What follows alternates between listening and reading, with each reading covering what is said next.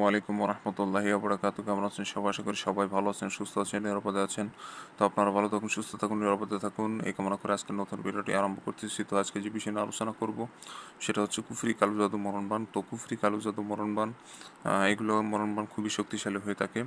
আপনি যে কোনো শত্রুকে আপনি শেষ করে দিতে পারবেন, যে কোনো বয়সের শত্রুকে, দেশে থাক, দেশের বাইরে থাক, পৃথিবীর শেষ প্রান্তে থাক, যেখানে থাক না কেন, আপনি আপনার শত্রুকে নিজের ঘরে বসে থেকে আপনি শেষ করে দিতে পারবেন। তো বন্ধুগণ, অনেকে আছেন যারা বান মারার কাজে ভয় পান। তো এগুলো ভয়ের কোনো কিছু নাই, আপনি সঠিকভাবে যদি করতে পারেন আপনার কোনো ভয় নেই। যখনই ভুল ভ্রান্তি করবেন তখন কিন্তু আপনার ভয় আছে। তো একদিক দিয়ে বলা যায় ভয় আছে, আবার ভয় নাই, দুটোটাই।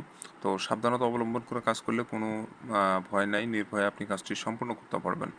তো বন্ধুগণ, কীভাবে কাজ করবেন না করবেন A to Z সব কিছু বুঝিয়ে দেবো, শিখিয়ে দেবো। এই বানটি, নকশাটি কীভাবে ব্যবহার করবেন, কোন কাজে লাগাবেন, সব কিছু বলে দেবো A to Z। পুরো ভিডিও না টেনে সম্পূর্ণ দেখবেন। ভাই এগুলো কুফরি কাজ, ভাই এগুলো কুফরি কাজ, এগুলো খুবই ভয়ানক কাজ। আপনি যদি ছোট কোনো নিয়ম যদি অবহেলার ছলে, খেলার বশে আপনি যদি ভুল ভ্রান্তি করে বসেন, তখন আপনার জীবনের উপর ঝুঁকি হয়ে যাবে। কারণ এগুলো কুফরি কাজ, জিন চালানি কাজ।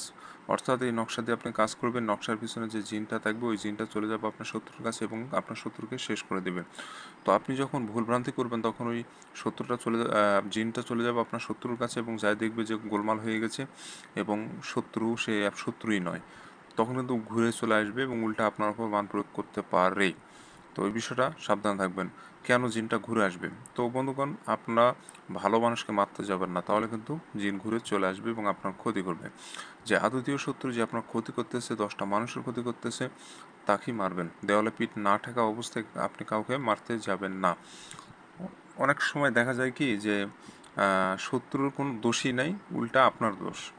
শত্রু নির্দোষ কিন্তু আপনি তাকে শত্রু ভাবতেছেন। এমন পর্যায়ে যদি হয়, দোষটা আপনার যদি বেশি থাকে, সেক্ষেত্রে কিন্তু শত্রুকে মারবে না, যে আসলে অন্যায়কারী তাকেই শুধু জিনটা শেষ করবে। তো যাই হোক বন্ধুরা, বেশি কথা বলবো না। চ্যানেলে নতুন এসে থাকলে অবশ্যই চ্যানেলটি সাবস্ক্রাইব করে পাশে থাকা বেল আইকনে ক্লিক দিয়ে অল নোটিফিকেশন অন করবেন। এতে করে পরবর্তী সব নতুন নতুন ভিডিওগুলো দেখতে পারবেন সবার আগে। তো যেসব নকশার পিছনে জিন বা মক্কেল থাকে না, সেসব নকশাতে কখনই কাজ হয় না। ইউটিউবে দেখতেছি গুরু জব্বার, গুরু খোরশেদ, গুরু আকবর থেকে শুরু করে বিভিন্ন তান্ত্রিক এমন এমন নকশা দিচ্ছে যেসব নকশার পিছনে এখন আর জিন নাই। এক সময় ছিল, এখন আর নাই। তো বন্ধুগণ, ওইসব নকশা দিয়ে কিন্তু কখনোই কাজ হবে না। যে নকশার পিছনে জিন আছে, কাজ করে দেওয়ার শক্তি আছে, সেই নকশা দিয়ে মূলত কাজ হবে। তো বিষয়গুলো বুঝতে হবে এবং সঠিক তান্ত্রিক চিনে তার ভিডিও দেখে কাজ করতে হবে। এটা আপনাদের একান্তই ব্যক্তিগত ব্যাপার। আর যারা রেগুলার আমার ভিডিও দেখেন তারা জানেন আমার সম্পূর্ণ ভিডিওগুলো কার্যকরী।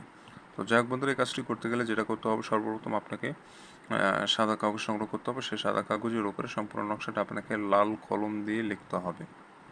সাদা কাগজের উপরে লাল কলম দিয়ে আপনাকে লিখতে হবে। তো বন্ধুগণ, আপনি যখন নকশাটা লিখবেন, দিনটা অবশ্যই শুক্রবার অথবা শনিবার। দিনটা অবশ্যই শুক্রবার অথবা শনিবার। এই 2 দিনের যে কোনো একদিনে কাজটি করতে হবে। এই 2 দিনের বাইরে অন্য কোনো দিনে যদি কাজ করেন, সেক্ষেত্রে নকশা কাজ করবে না। অবশ্যই এই 2 দিনের যে কোনো একদিনে নকশাটা লিখতে হবে, কাজ করতে হবে। তো যখন নকশাটা লিখবেন, নিরিবিলি জায়গায় বসে, কোলাহলমুক্ত জায়গায় বসে সম্পূর্ণ নকশাটা লিখবেন। এটা বেশি ভালো হয় রাতে অঙ্কন করলে, তখন সবাই নিরিবিলি থাকে পরিবেশটি, সবাই নিজ নিজ বাসায় ব্যস্ত থাকে।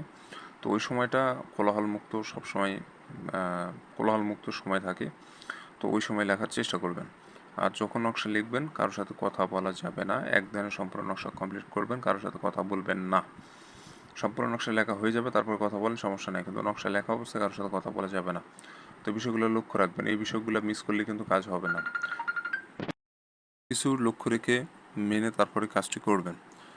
যেটা কথা সেটা হচ্ছে কি, যে কাগজের উপরে নকশা লিখবেন, কাগজটা যেন পাক পবিত্র থাকে, কোনো প্রকার নোংরা আবর্জনা যেন কাগজে না ভরে থাকে।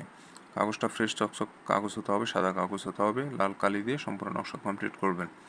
তো যখন আপনার নকশা কমপ্লিট হবে, তখন আপনার নকশার নিচে আপনাকে নাম দিতে হবে। আর একটা বিষয়, যখন নকশা লিখবেন নিজেও পাক পবিত্র থাকবেন, যে জায়গা বসে নকশা লিখবেন জায়গাটাও যেন পাক পবিত্র থাকে। এবং উপরে আপনি কিছু সংখ্যা দেখতে পাচ্ছেন, ওগুলো লেখার প্রয়োজন নাই। এই যে এই লেখাটাও প্রয়োজন নাই, এই ঘরের মধ্যে নাম দিতে হবে আপনাকে। প্রথমে দিবেন শত্রুর নাম, ছোট করে দিবেন, তার নিচে শত্রুর পিতার নাম, তার নিচে ঠিকানা। ওই শত্রুটি কোথায় বর্তমানে থাকে সেই ঠিকানাটা ওই ঘরের মধ্যে দিয়ে দিবেন। দিয়ে এভাবে করে সম্পূর্ণ নকশাটা আপনাকে প্রস্তুত করে নিতে হবে মূলত। তো অবশ্যই নিজে পাক পবিত্র থাকবেন। যে জায়গা বিষয়ে নকশা লিখবেন জায়গাটাও যেন পাক পবিত্র থাকে, বিষয়গুলো লক্ষ্য রাখবেন। তো এইভাবে সব কিছু রেডি করে আপনি কাজটি কমপ্লিট করবেন। তো যখন আপনি লেখা সব কিছু হয়ে যাবে, সূরা এনাস একবার পড়ে নকশার উপর ফু দিবেন। সূরা এনাস কুল আউযু বিরাব্বিন নাস এই সূরাটি একবার পড়ে নকশার উপর ফু দিবেন। নকশাটা আপনার প্রস্তুত হয়ে যাবে এবং ওই নকশাটা আপনাকে যে কোনো পানিতে ফেলে দিতে হবে। যে কোনো পানিতে ফেলে দিবেন, এমনভাবে ফেলে দিবেন যাতে পুরো কাগজটা ভিজে কাগজের পানির সাথে মিশে যায়। ফেলে দিবেন, ভিজলে ভিজবে, না ভিজলে না ভিজবে, এমন জায়গায় ফেলবেন যাতে পানিতে পড়ে থাকে। আর আপনি হাত দিয়ে লাড়াচাড়া করে ভিজাই দিবেন তাহলে কিন্তু হবে না, ছুঁড়ে ফেলে দিতে হবে পানিতে। যা হবে হবে, ফিরে তাকানোর দরকার নাই, চলে আসবেন বাসায়। তো মূলত কাজটি সম্পূর্ণ করতে হবে।